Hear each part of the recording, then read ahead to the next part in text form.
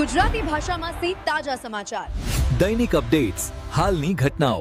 હમણાં જ સબસ્ક્રાઇબ કરો અને નવા સમાચાર પામો. રેફરલ 3 રસ્તા પાસે જાહેર શૌચાલયનો પ્રવેશ માર્ગ બંધ થતા નાગરિકોમાં રોષ. થરા શહેરના રેફરલ 3 રસ્તા નજીક આવેલા જાહેર શૌચાલય તરફ જતો મુખ્ય પ્રવેશ માર્ગ અને ગેટ બંધ કરી દેવામાં આવતા સ્થાનિક નાગરિકોમાં ભારે અસંતોષ ફેલાયો છે.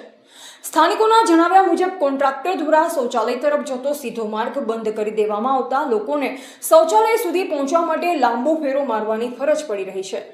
રેફરલ 3 રસ્તા શહેરનો વ્યસ્ત વિસ્તાર હોવાથી અહીં દરરોજ મોટી સંખ્યામાં રાહદારીઓ અને સ્થાનિકોની અવરજવર રહે છે.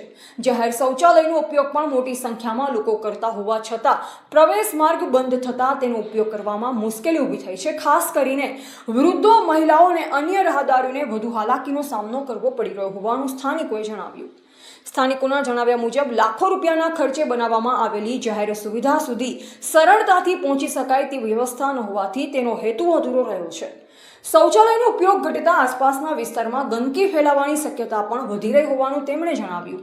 આ મામલે સ્થાનિકોએ સંબંધિત તંત્ર અને નગરપાલિકાને રજૂઆત કરી જાહેર હિતને ધ્યાનમાં રાખી બંધ કરાયેલો ગેટ તાત્કાલિક ખોલી પ્રવેશ માર્ગ ફરી શરૂ કરવાની માંગ કરી છે, જેથી નાગરિકોને સરળતા રહે અને શહેરની સ્વચ્છતા જાળવવામાં પણ મદદ મળી રહે.